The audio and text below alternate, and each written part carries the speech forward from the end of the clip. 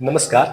ટાટની તૈયારીઓમાં આજે આપણે શૈક્ષણિક મનોવિજ્ઞાનમાં બુદ્ધિનો ટોપિક જે છે એનો અભ્યાસ કરીશું કે માણસ જે હોય, કોઈ પણ વ્યક્તિ હોય, એને નવી પરિસ્થિતિનો સામનો કરવો હોય તો બુદ્ધિની જરૂર પડે, એ આપણને ખબર છે. બુદ્ધિ ટોપિકની અંદર આજે આપણે બુદ્ધિનું સૂત્ર કોને આપ્યું, બુદ્ધિ શબ્દ ક્યાંથી આવ્યો, એના સિવાય જુદા જુદા જે સિદ્ધાંતો છે એની માહિતી આપણે લઈશું.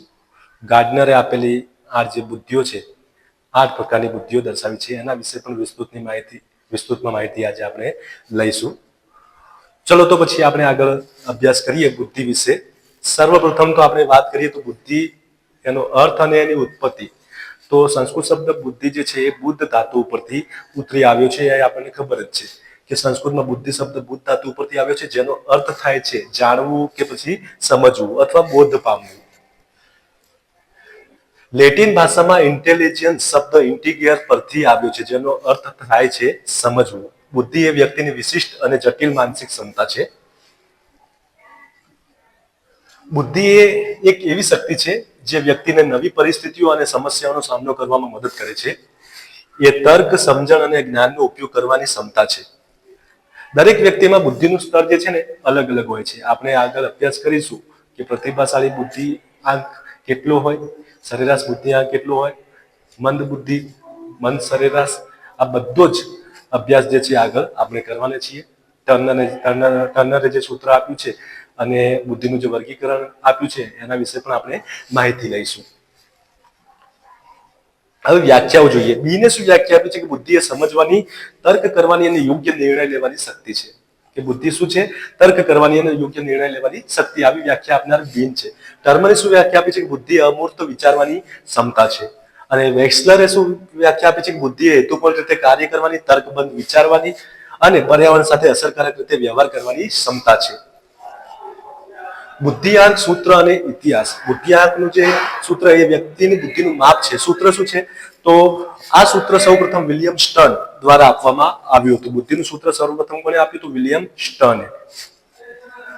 બુદ્ધિઆંકની કસોટીનો ઉપયોગ વ્યક્તિની બૌદ્ધિક ક્ષમતાઓને માપવા માટે થાય છે.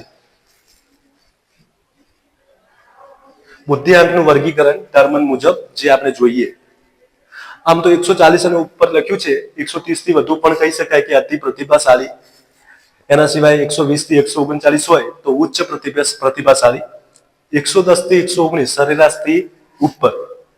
90 થી 109 મોટાભાગના જે વ્યક્તિઓ છે ને એની અંદર 90 થી 109 ની બુદ્ધિ હોય છે, જે સરેરાશ એવરેજ 50% જેટલા વ્યક્તિઓ. 80 થી 89 એટલે કે સરેરાશથી નીચે. 70 થી 79 નબળી બુદ્ધિ. 70 થી નીચે માનસિક રીતે નબળા, જે 70 થી નીચેમાં સમાવેશ થાય છે. સ્પિયરમેનનો દ્વિઘટક સિદ્ધાંત, એનો અભ્યાસ કરીએ કે ચાર્લ્સ સ્પિયરમેને બુદ્ધિના 2 પરિબળો દર્શાવ્યા છે.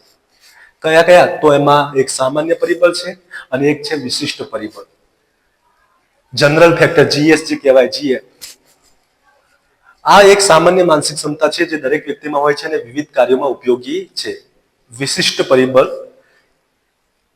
SF, specific factor, S factor, આ વિશિષ્ટ ક્ષમતાઓ છે જે ચોક્કસ કાર્યો માટે જરૂરી છે. મોસ્ટ આઈએમપી બુદ્ધિના ટોપિકની અંદર ગાર્ડનરનો બહુવિધ બુદ્ધિનો સિદ્ધાંત. ગાર્ડનરે જે 8 પ્રકારની જે બુદ્ધિઓ દર્શાવી છે એના વિશે આપણે અભ્યાસ કરીએ. પહેલી જે બુદ્ધિ છે ભાષાકીય બુદ્ધિ, કે શબ્દો અને ભાષાનો અસરકારક રીતે ઉપયોગ કરવાની ક્ષમતા. લેખકો, કવિઓ, વક્તાઓ આ પ્રકારની બુદ્ધિ ધરાવે છે, ભાષાકીય બુદ્ધિ. બીજું છે તાર્કિક ગાણિતિક બુદ્ધિ, તર્ક, ગણતરીઓ અને સમસ્યા ઉકેલવાની ક્ષમતા. વૈજ્ઞાનિકો, ગણિતશાસ્ત્રીઓ આ પ્રકારની બુદ્ધિ ધરાવે છે. ત્રીજું છે અવકાશીય બુદ્ધિ, ચિત્રો અને અવકાશી સંબંધોને સમજવાની ક્ષમતા. સ્થપતિઓ, કલાકારો આ પ્રકારની બુદ્ધિ ધરાવે છે. ચોથું છે શારીરિક ગતિશીલ બુદ્ધિ, શરીર અને હલનચલનનો કુશળતાપૂર્વક ઉપયોગ કરવાની ક્ષમતા. જે રમતવીરો, ખેલાડીઓ જે હોય એ ખેલાડીઓ, નર્તકો આ પ્રકારની બુદ્ધિ ધરાવે છે. પાંચમું છે સંગીતિક બુદ્ધિ, સંગીતને સમજવાની અને બનાવવાની ક્ષમતા. જે સંગીતકારો જે ગીત ગાતા હોય, બરાબર, એવા લોકોની અંદર આ સંગીતકીય બુદ્ધિ હોય છે. સંગીતકારો, ગાયકો આ પ્રકારની બુદ્ધિ ધરાવે છે. છઠ્ઠું છે આંતરવ્યક્તિક બુદ્ધિ, અન્ય લોકો સાથે સમજણ અને સહાનુભૂતિ રાખવાની ક્ષમતા. શિક્ષકો, નેતાઓ પાસે આ પ્રકારની બુદ્ધિ હોય છે. પછી છે સાતમી આંતરવૈયક્તિક બુદ્ધિ, પોતાની જાતને સમજવાની ક્ષમતા. આંતરવૈયક્તિક બુદ્ધિ, ફિલસૂફો, મનોવૈજ્ઞાનિકો આ પ્રકારની બુદ્ધિ ધરાવે છે. આઠમું છે પ્રકૃતિવાદી બુદ્ધિ, નિસર્ગવાદી પણ કહેવામાં આવે છે એને. કુદરત અને પર્યાવરણને સમજવાની ક્ષમતા, ખેડૂતો, વનસ્પતિ શાસ્ત્રીઓ આ પ્રકારની બુદ્ધિ ધરાવે છે. આગળ આપણે ગિલફોર્ડનો ત્રિપરિમાણીય સિદ્ધાંત જોઈએ. ગિલફોર્ડે બુદ્ધિના 3 પરિમાણોમાં વિભાજિત કરી છે: સંક્રિયાઓ, જ્ઞાન, સ્મૃતિ, મૂલ્યાંકન વગેરે. વિષય વસ્તુ, દ્રશ્ય, શ્રાવ્ય, સાંકેતિક ને વર્તણૂકીય. ત્રીજું છે ઉત્પાદનો, એકમો, વર્ગો, સંબંધો, પ્રણાલીઓ, રૂપાંતરોને સૂચિતાર્થો. હવે આપણે આગળ જોઈએ ભાવનાત્મક બુદ્ધિ. તો ભાવનાત્મક બુદ્ધિ એટલે કે ઇમોશનલ ઇન્ટેલિજન્સ, અને ડેનિયલ ગોલમેને આ બુદ્ધિ જે છે ભાવનાત્મક બુદ્ધિ એના પર વિશેષ ભાર મૂક્યો હતો. ભાવનાત્મક બુદ્ધિમાં પોતાની અને અન્યની લાગણીઓને સમજવાની, નિયંત્રિત કરવાની અને ઉપયોગ કરવાની ક્ષમતાનો સમાવેશ થાય છે. ઇક્યુ વ્યક્તિના જીવનમાં સફળતા માટે ખૂબ જ મહત્વપૂર્ણ છે. બુદ્ધિ કસોટીઓના જે પ્રકાર છે એ આપણે જોઈએ. એમાં પહેલો પ્રકાર છે વ્યક્તિગત બુદ્ધિ કસોટી, એટલે કે એક સમયે એક જ વ્યક્તિ ઉપર લેવામાં આવતી જે કસોટી એટલે કે વ્યક્તિગત કસોટી. ઉદાહરણ તરીકે બીને સાયમન કસોટી, વેસ્ટલર કસોટી. પછી છે જૂથ બુદ્ધિ કસોટી, એક સમયે ઘણા બધા વ્યક્તિઓ સામે લેવામાં આવતી કસોટી એટલે કે જૂથ બુદ્ધિ કસોટી. એક સમયે ઘણા લોકો પર કસોટી લેવામાં આવે છે. ઉદાહરણ તરીકે આરબી આલ્ફા કસોટી, આરબી બીટા કસોટી. શાબ્દિક બુદ્ધિ કસોટી, આ કસોટીમાં શબ્દો અને ભાષાનો ઉપયોગ થાય છે. અશાબ્દિક બુદ્ધિ કસોટી, કે એની અંદર આકૃતિ, ચિત્રો અને અન્ય વસ્તુઓ બતાવીને આ કસોટી લેવામાં આવે છે. મૂક બુદ્ધિ મગજ જેવા વ્યક્તિઓ જે હોય એમના માટે આ બુદ્ધિ કસોટી ખૂબ જ ઉપયોગી છે. આશા રાખું છું તમને આ શૈક્ષણિક મનોવિજ્ઞાનની અંદર બુદ્ધિ નામનું જે ટોપિક છે એ સહેલાઈથી ખ્યાલ આવી ગયો છે. હવે થોડા પ્રશ્નો અને જવાબો જોઈ લઈએ. પહેલો પ્રશ્ન છે સબુદ્ધિ શબ્દ કયા સંસ્કૃત ધાતુ ઉપરથી ઉતરી આવ્યો છે?